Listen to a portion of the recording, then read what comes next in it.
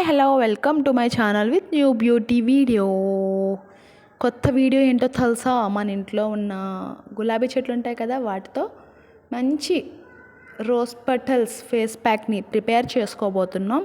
ఈ rose petals face pack అనేది నాటు గులాబీ పూలు అంటాం కదా, లైట్ పింక్లో మన ఇంట్లో పోస్తాయి కదా, అవి మాత్రమే యూస్ చేయాలి.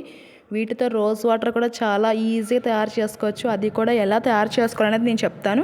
సో ఫస్ట్ మనం వీడియోలోకి వచ్చేద్దాం. ఈ రోజ్ పెటల్స్ని బాగా ఈ రాయిలో మిక్స్ చేసేయాలన్నమాట. మిక్సీ చేసేయాలి గట్టిగా, ఇంకా పేస్ట్లా అవ్వాలి. ఆ పేస్ట్ ఎలా అంటే మరీ పేస్ట్లా అయిపోవాలంటే రాయిలో దంచుతున్నాం కదా, కష్టం. సో అందులో కొంచెం షుగర్ యాడ్ చేసుకోవాలి. షుగర్ ఎప్పుడు ట్యాన్ పోవడానికి యూస్ చేయమని చెప్తాను. అండ్ ఆల్సో పచ్చి పాలను కూడా యాడ్ చేసుకొని మిక్స్ చేసి దాన్ని ఒక చిన్న బౌల్లో తీసి సపరేట్ చేసుకోవాలి. ఆ సపరేట్ చేసుకున్న దాన్ని ఫేస్కి నీట్గా అప్లై చేసుకోవాలన్నమాట. బిఫోర్ ఏం చేయాలంటే క్లెన్స్ చేయాలి. ఫేస్కి క్లెన్స్ చేయాలంటే క్లెన్జింగ్ అనేది మిల్క్తోనే యూజ్ అవ్వాలి, మిల్క్తోనే యూజ్ చేస్తారు. సో అది పెరుగు అవ్వచ్చు, పాలు అవ్వచ్చు, ఏదైనా అవ్వచ్చు. అండ్ నేను క్లెన్స్ చేసే ముందు ఎప్పుడు కూడా ఏదో ఒక ఆయిల్, బేబీ ఆయిల్ కానీ కొబ్బరి నూనె కానీ తీసుకొని ఫేస్కి మసాజ్ చేస్తాను. మనం ఫేస్కి ఫేస్ ప్యాక్లు, ఫేషియల్స్ ఫేస్ ప్యాక్లు వేసేసుకున్నంత మాత్రాన ఫేస్ గ్లో అంటూ వస్తుంది తప్ప ఫేస్లో షేప్ అంటూ ఉండదు. ఏ పార్ట్కి పార్ట్ షేప్ ఉండదు. టిన్కి టిన్ షేప్ రావాలి, నోస్కి నోస్ షేప్ రావాలి, అండ్ చీక్ వచ్చి చీక్ షేప్ రావాలి, ఐబ్రోస్ వచ్చి యారోగా నీట్గా రావాలి. సో ఇవన్నీ రావాలంటే వాటికి చిన్న మ్యాజిక్స్ ఉంటాయండి, టిప్స్ చెప్తాను.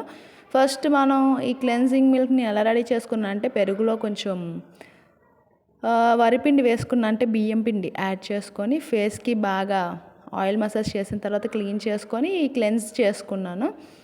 ఈ క్లెన్స్ చేసుకున్న తర్వాత మన దగ్గర ఆల్రెడీ పేస్ట్లా చేసుకున్న గులాబీ రెక్కలు పేస్ట్ ఉంది కదా, ఈ పేస్ట్ని నేను ఫేస్కి అప్లై చేశాను అనమాట.